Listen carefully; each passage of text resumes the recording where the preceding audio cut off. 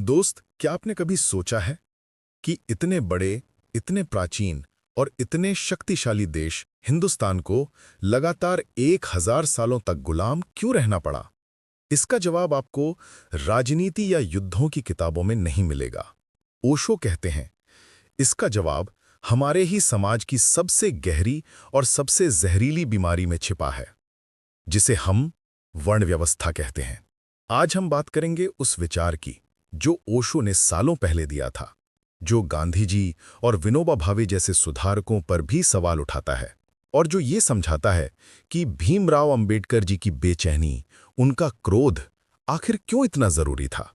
ये सिर्फ इतिहास या समाज की बात नहीं है, ये आपके माइंड की, आपकी साइकोलॉजी की बात है। क्योंकि जिस बीज ने एक देश को गुलाम बनाया, वो बीज आज भी हमारे भीतर कहीं ना कहीं मौजूद है। इस पूरे विश्लेषण को समझने के लिए थोड़ा सा समय और पूरा फोकस दीजिएगा।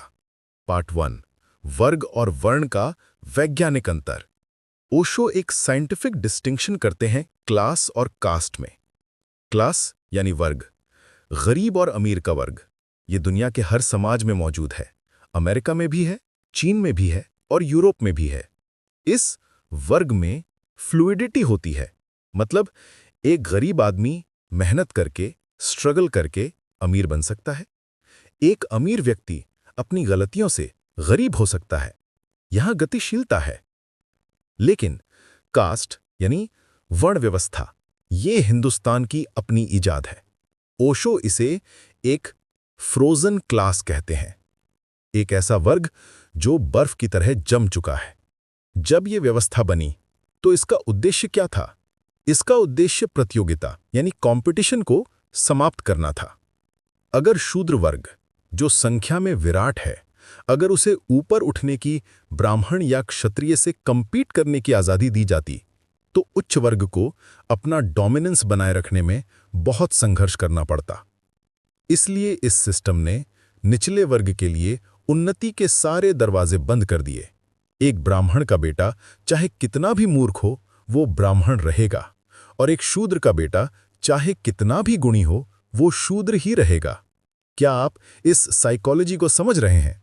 कंपटीशन खत्म, स्टेटस को कायम। ये व्यवस्था हाई रैंकिंग पीपल के लिए एक कंफर्ट जोन बन गई, लेकिन पूरे समाज के लिए एक मौत का वारंट। पार्ट 2, गुलामी का कारण और कर्म का जाल। ओशो कहते हैं, इसी फ्रोजन क्लास ने देश को जड़ बना दिया। जब देश पर हमला हुआ, चाहे वो मुसलमान हों या बाद में अंग्रेज, शूद्र वर्ग ने चिंता ही नहीं की। क्यों? क्योंकि उनके जीवन की स्थिति किसी भी राजा के आने या जाने से नहीं बदलने वाली थी। गुलामों के लिए मुसलमान राजा हो या हिंदू राजा, वो गुलाम ही रहेगा। अंग्रेज राजा हो या मराठा राजा, वो अनटचेबल ही रहेगा। तो जब राष्ट्र को एकता की यानी नेशनहुड की जरूरत थी, तब जनता के एक बहुत बड़े हिस्से में देश के प्रति कोई अरुचि, कोई लगाव नहीं बचा था। ओशो का निष्कर्ष कठोर है। वर्ण व्यवस्था ने राष्ट्र की भावना को विकसित नहीं होने दिया, और इसीलिए हिंदुस्तान गुलाम बना। अब सवाल उठता है, इतने बड़े शोषण को एक इतना बड़ा वर्ग इतनी सदियों तक बर्दाश्त कैसे करता रहा? ओशो कहते हैं, यहां काम आया थ्योरी ऑफ कर्मा यानी कर्म का सिद्धांत। कर्म का सिद्धांत इस दास्ता का मनोवैज्ञानिक आधार बन गया। इसे शूद्र के माइंड में भर दिया गया कि तुम इस जन्म में शूद्र हो क्योंकि तुमने पिछले जन्म में पाप किए थे। अगर तुम इस जन्म में बिना शिकायत किए अपना दुख सह लेते हो, तो अगले जन्म में तुम ब्राह्मण के रूप में पैदा होगे। जरा इस बार्गेन की चालाकी देखिए। इस विचार ने शूद्रों को राजी कर लिया। उन्होंने इस जन्म के शोषण को अगले जन्म में ब्राह्मण बनने के रिवॉर्ड के लिए स्वीकार कर लिया। उन्हें व्यवस्था से लड़ना नहीं पड़ा, उन्हें बस वेट करना था। यह सबसे बड़ा मनोवैज्ञानिक ट्रैप था जिसने शूद्रों को हजारों साल तक हिलाने नहीं दिया। पार्ट 3, सुधारकों पर ओशो की कड़ी आलोचना। Gandhi and the temple entry. Gandhi ji और विनोबा भावे ने समाज में सुधार लाने की कोशिश की। उन्होंने हरिजन शब्द दिया और टेम्पल एंट्री मतलब मंदिर प्रवेश का आंदोलन चलाया। लेकिन ओशो इसकी कड़ी आलोचना करते हैं।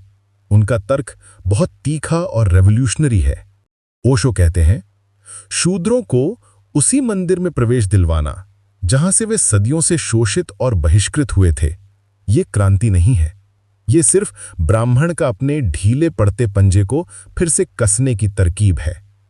इसे ऐसे समझिए, अगर कोई मालिक अपने गुलाम को कहे कि ठीक है, आज से तुम्हें मेरे ड्राइंग रूम में भी आने की आज़ादी है, तो गुलाम आज़ाद नहीं हुआ, बल्कि वो मालिक के कंट्रोल में और ज्यादा मजबूती से बंध गया। वो अब मालिक की दया पर निर्भर है। ओशो कहते हैं, शूद्रों को मंदिर प्रवेश का अधिकार नहीं चाहिए था, उन्हें जरूरत थी टेम्पल एग्जिट की। उन्हें जरूरत थी उस पूरी व्यवस्था के जाल से बाहर निकलने की जिसने उन्हें नीचा बनाया। गांधी जी ने कर्म के सिद्धांत को चुनौती नहीं दी। उन्होंने वर्ण व्यवस्था को तोड़ने की बजाय उसे सुधारने की कोशिश की। और ओशो कहते हैं कि जब तक आप व्यवस्था को भीतर से सुधारने की कोशिश करेंगे, तब तक व्यवस्था आपको वापस खींचती रहेगी। अंबेडकर जी का महत्व यहीं आता है। अंबेडकर जी ने इस पूरे सिस्टम को नकारा। उन्होंने समझा कि रिफॉर्म से काम नहीं चलेगा, रिवॉल्यूशन चाहिए। उन्होंने हिंदू धर्म और उसकी वर्ण व्यवस्था के फंडामेंटल स्ट्रक्चर को खारिज किया। उन्होंने लाखों लोगों के साथ धर्म परिवर्तन किया, ये दिखाने के लिए कि मुक्ति का रास्ता व्यवस्था के भीतर नहीं, बल्कि उससे बाहर है। पार्ट 4, मुक्ति और स्वतंत्रता का मार्ग, द ओशो सॉल्यूशन। तो ओशो के अनुसार वास्तविक लिबरेशन या मुक्ति क्या है? पहला, कर्म के सिद्धांत की पुनर्व्याख्या हो। कर्म का मतलब पिछले जन्म का पाप नहीं, बल्कि इस जन्म का दायित्व है। जो आपने आज किया वो कल आपका भविष्य बनाएगा। दूसरा, पहचान की अस्वीकृति। ओशो कहते हैं कि शूद्रों को या किसी भी समूह को हरिजन या हिंदू कहलाने की जरूरत नहीं है। सच्ची क्रांति ये होगी कि वो कहें, हम हिंदू, मुसलमान, जैन, ईसाई नहीं हैं, हम आदमी हैं। यह बहुत बड़ा स्टेटमेंट है। जब आप अपनी आइडेंटिटी को धर्म या जाति के घेरे से निकालकर सिर्फ ह्यूमन बीइंग बनाते हैं, तो आपके ऊपर उस जंजीर का कोई कंट्रोल नहीं रहता। ओशो कहते हैं, जो अधिकार मांगते हैं वो कभी स्वतंत्र नहीं हो सकते। क्यों? क्योंकि जो आपको अधिकार देगा, आप हमेशा उसके परतंत्र यानी डिपेंडेंट बने रहेंगे। अगर मंदिर में प्रवेश का अधिकार कोई ब्राह्मण आपको दे रहा है, तो वो हमेशा दाता यानी गिवर रहेगा और आप हमेशा मांगने वाले यानी सीकर रहेंगे। सच्ची स्वतंत्रता तब है जब आप सारे जाल तोड़कर ये अधिकार नहीं मांगते, बल्कि ये कहते हैं कि मुझे तुम्हारी जरूरत नहीं है। इस वीडियो को बनाने में ओशो के प्रवचनों को, बाबा साहेब अंबेडकर के दर्शन को और इतिहास की किताबों को सिर्फ पढ़ा नहीं गया है, बल्कि एक एक शब्द को गहरे से समझने की कोशिश की गई है, ताकि आप तक सिर्फ इंफॉर्मेशन नहीं बल्कि इंसाइट पहुंचे। सोचिए, आज भी जब हम किसी से मिलते हैं तो सबसे पहले हमारा माइंड क्या पूछता है कि ये कौन है, इसकी जाति क्या है।